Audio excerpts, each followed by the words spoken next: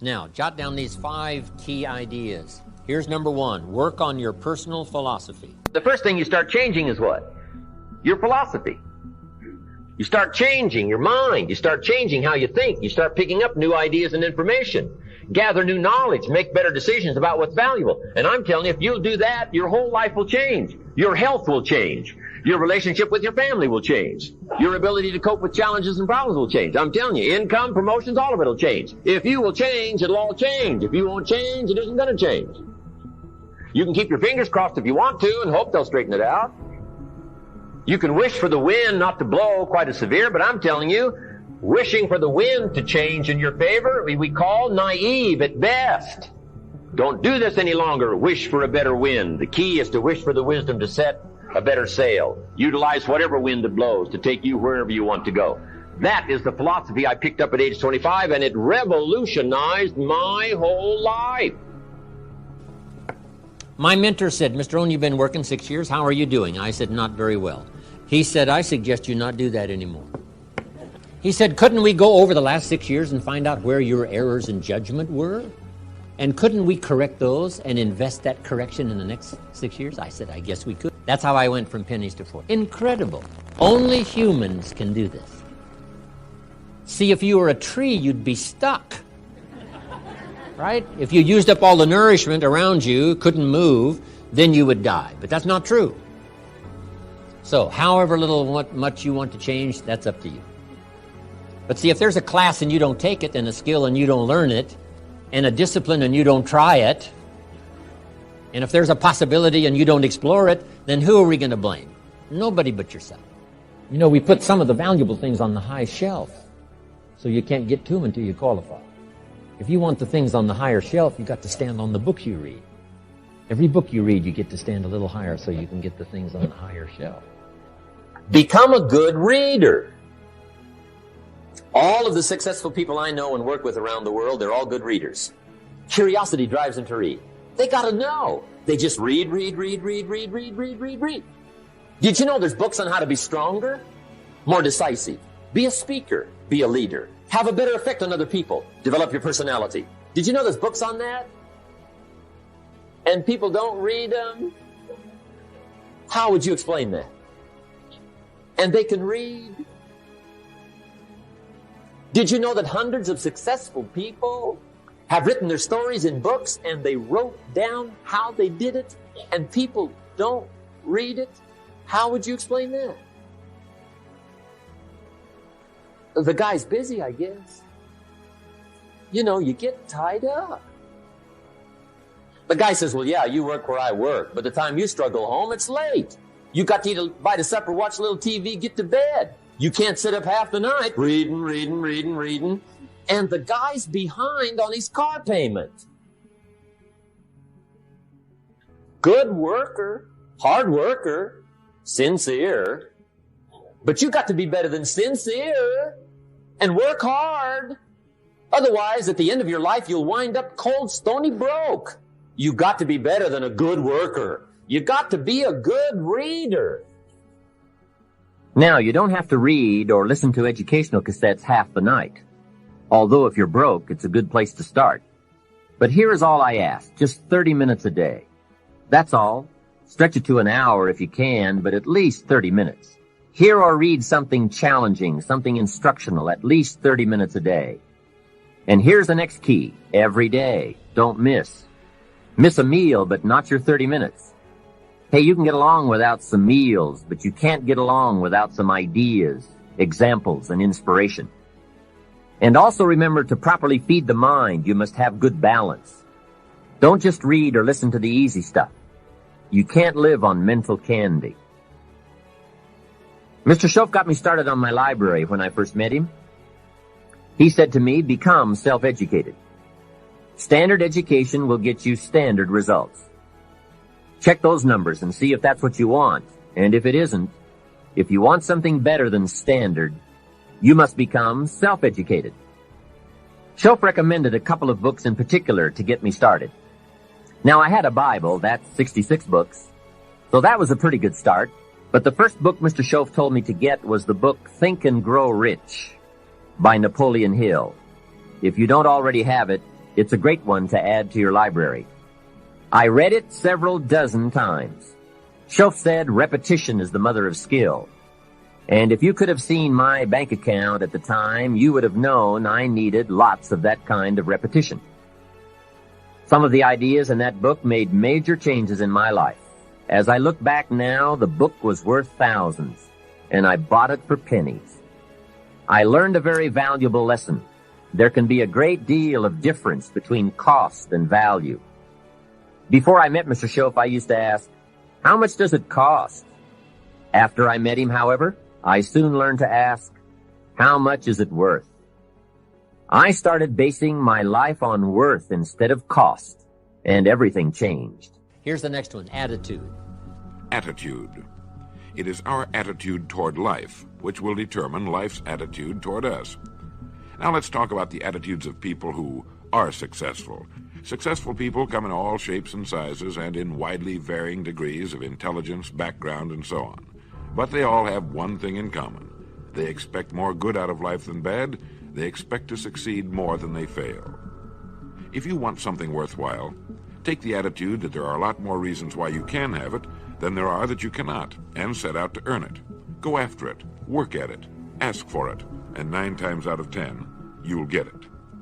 Now, let me tell you of a little test you can make which will prove beyond any shadow of a doubt that a good attitude can change a person's life as dramatically as walking from a darkened room into the bright, clear light of day. So here's the test. For the next 30 days, act toward the world, everything and everyone with whom you come in contact, with the attitude which represents the kind of results you want to achieve. That is, if the result you want is more success in what you're doing, act as though you are already in possession of the success you seek.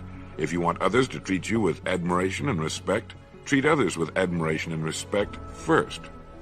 Have you ever stopped to think of this? Every human being on earth is the most important human being on earth as far as he or she is concerned. You may never get anyone to admit it, but it's a fact. So for the next 30 days, treat every person with whom you come in contact as the most important person on earth, remembering as you do so that as far as that person is concerned, he is. Now, the reason I say treat everyone in this fashion is mainly because this is the way human beings ought to treat each other, and because it will help you form a habit that will bring you amazing and delightful results for the rest of your life. Have you ever noticed that the higher you go in any organization of value, the nicer the people seem to become? You see, the bigger the person, the easier it is to talk to him, to get along with him, to do business with him. Do you know why? It's because he's got a good attitude, and people with the best attitudes just naturally gravitate toward the top. So for 30 days, act toward others and the world at large in exactly the same manner you want the world and others to act toward you. Treat your wife or husband as the person he or she really is, the most important person in your life, and the same with the children. Carry out into the world each morning for 30 days the kind of attitude you would have if you were the most successful human being on earth. And notice how it quickly develops into an habitual attitude. When a person does this, he should realize he has already placed himself on the road to what he seeks. He is right now in the top 5% of the people in this or any other country. He has prepared the ground and planted the seed. He has made of himself a magnet, an embodiment of that which he seeks. Before metal can be cast into a desired shape, the mold, the expectant receptacle, must first be fashioned. Before a building can be erected, the excavation must be made and the foundation laid. And before a person can achieve the kind of life he wants, he must become that kind of individual. He must think, act, talk, walk, and conduct himself in all of his affairs as would the person he wishes to become. He is then actually that person, and the things that person would have and do will naturally come to him. Almost immediately, a change will be noticed. Irritations that used to frustrate and annoy disappear. When some less informed individual gives you a bad time, stay on the track. When someone cuts in front of you with his car or acts in any other manner that shows his ignorance and lack of courtesy, don't permit yourself to drop to his level. Pity him, for that's what he really deserves. That's the very group a person doesn't want to belong to. And if he acts like them, well, let's face it, he belongs with them. There's nothing in the world that men, women, and children want and need more than the feeling that they're important, that they're needed and respected, They will give their love, their affection, their respect, and their business to the person who fills this need.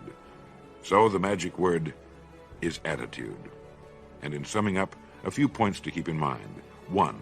It is our attitude at the beginning of a task which, more than anything else, will affect its successful outcome. 2. It is our attitude toward life which determines life's attitude toward us. 3. We are interdependent. It is impossible to succeed without others. And it is our attitude toward others which will determine their attitude toward us. 4. Before a person can achieve the kind of life he wants, he must become that kind of individual. He must think, act, talk, walk, and conduct himself in all of his affairs as would the person he wishes to become. 5. The higher you go in any organization of value, the better will be the attitude you'll find. 6. Your mind can hold only one thought at a time, and since there's nothing at all to be gained by being negative, be positive. 7. The deepest craving of human beings is to be needed, to feel important, to be appreciated. Give it to them, and they'll return it to you. 8. Look for the best in new ideas. As someone said, I've never met a person I couldn't learn something from. 9. Don't waste valuable time broadcasting personal problems. It probably won't help you. It cannot help others. 10. Don't talk about your health unless it's good. 11. Radiate the attitude of well-being, of confidence, of a person who knows where he's going. This will inspire those around you, and you'll find good things will begin happening to you. And 12, lastly, for the next 30 days, treat everyone with whom you come in contact as the most important person on earth. If you'll do this for 30 days, you'll do it for the rest of your life. Now here's the third of the 5 ideas, number 3, and it's called lifestyle. Because the essence of life is not a Ferrari or a bank account. It's not $1 million. Here's the essence of life. Learning to live a good life. Don't just learn how to earn, learn how to live. Mr. Shoaff taught me lifestyle in those early days, starting with small amounts. He said, imagine that you're getting your shoes shined, and the shoe shine boy has done a fabulous job. So you pay him for the shine. Now you consider from the change in your hand what kind of tip to give him. And the question pops into your mind, shall I give him 1 quarter or 2 quarters for my neat shine? Mr. Shoaff said, if 2 amounts for a tip ever come to your mind, always go for the higher amount. I said, what difference would that make, 1 quarter or 2 quarters? He said, all the difference in the world. If you said, well, I'll just give him 1 quarter, that will affect you for the rest of the day. You will start feeling bad. Sure enough, in the middle of the day, you will look down at your great shoe shine and say, I've got to be cheap. 1 lousy quarter. That will affect you. However, if you go for 2 quarters, Shoaff said you can't believe the feeling you can buy for another quarter. That's lifestyle. So develop your lifestyle a little more. Your style of seeing, giving, sharing, enjoying. It's not the amount that counts, but the experience of choosing to live with style. I remember saying to Mr. Shoaff one time, if I had more money, I would be happy. And he gave me some of the better words of wisdom when he said to me, Mr. Rohn, the key to happiness is not more. Happiness is an art to be studied and practiced. He said, more money will only make you more of what you already are. If you're inclined to be unhappy, if you get a lot of money, you will be miserable. More money will only make you more. More money will only amplify. If you're inclined to be mean, and you get a lot of money, you will be a terror. If you're inclined to drink a little too much, when you get a lot of money, you can now become a drunk, because you can drink everything. So style is not more. Style is an art. Here's something else to think about. Did you ever hear where the expression tip came from? As in tipping the waiter or waitress in a restaurant. Mr. Shoaff taught me that it began as a symbol for the phrase, to ensure promptness. Now, Shoaff said, if a tip is to ensure promptness, when should you give it? Answer, up front. See, I didn't know that. I said, no, you have lunch, and if you get good service, you leave a good tip. If you get lousy service, no tip. And he said to me, no, Mr. Rohn. Sophisticated people don't take a chance on good service. They ensure good service by giving the money up front. I said, wow, what a way to live. I had never thought of that. So the next time you have someone special to take to lunch, call the waitress over, arm around the shoulders and say, here's $5. Would you take good care of me and my friend? Shoaff said you won't believe what happens. They do what's known as hover. They hover around your table. Same money, different style. The next one is activity. Now here's an important question. What is your philosophy about activity? What about hard work? What about long hours? What about full days? If you're doing something, how hard should you go at it? How much time should you put in? Everybody has to develop their philosophy about activity. Because your philosophy of activity will affect the rest of your life. Not to think so is naive. I've got a good clue on rest. Make rest a necessity, not an objective. If you rest too long, the weeds take the garden in the summer. So you can't rest too long. Life doesn't stand still. And the threat of life will start overwhelming the values of life if you just let it go. So we've all got to have a philosophy about activity. Let me give you one of the best I know. Here's what it says. An ancient phrase says, whatever your hands find to do, do it with all your might. That's a philosophy.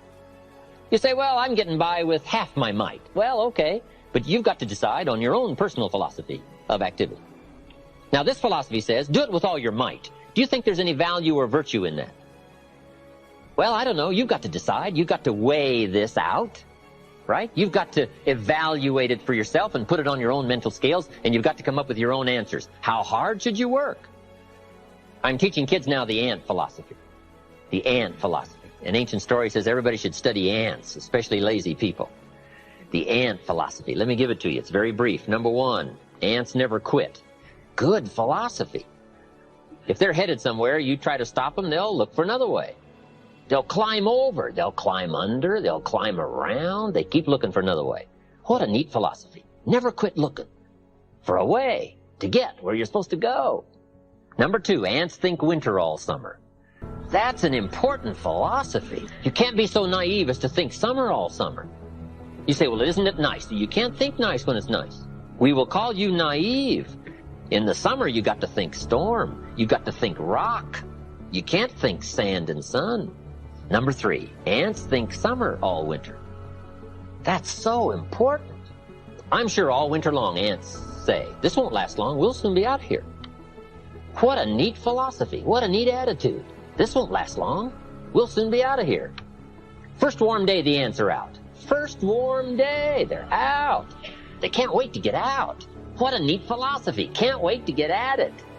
We teach in leadership skills. Average people look forward to getting off. Successful people look forward to getting on with it. The guy doesn't want off, he wants on. And that's what starts to transform his life, into the doing, into the activity. Now here's the last of the ant philosophy. How much will an ant gather during the summer to prepare for the winter? Answer, all he possibly can. What an incredible philosophy, the all you possibly can philosophy. A group of psychiatrists invited me to come and lecture in Los Angeles. I never graduated from college. But they wanted to hear my story, so I go talk to the psychiatrist. Then in the middle of my talk, I had the audacity to say, ladies and gentlemen, let me tell you what I think most messes with the mind. They said, what do you think most messes with the mind? I said, I think it is simply doing less than you can. Messes with the mind. It causes all kinds of psychic damage, I think. Simply being less than you can be. Doing less than you could do. Trying less than you could try. Doing it with less enthusiasm than you could. I think it somehow damages the mind. It damages our self-image. Because here's what I've discovered happens. The minute you turn this around and start extending yourself, it isn't the value you get from extending yourself that's the greatest value. It's how you feel about yourself that's the greatest value. Because, see, it's not what we get that makes us valuable. It's what we become. And part of becoming is to see what all you can become. See what all you can do. See how much you can earn, how much you can share, how much you can start, how far you can reach, how far you can extend your influence. Now here's number 5. Measure progress. Because if you're going to play the great drama game of life, the key is to keep measuring progress to see how you're doing. How's your health doing? How's your income doing? How are your investments doing? If you're building a house, how is it coming along? What's going on? Measuring progress. That's what we call the name of the game. Here's how we teach it to our children. You must make measurable progress in reasonable time. Now, we must be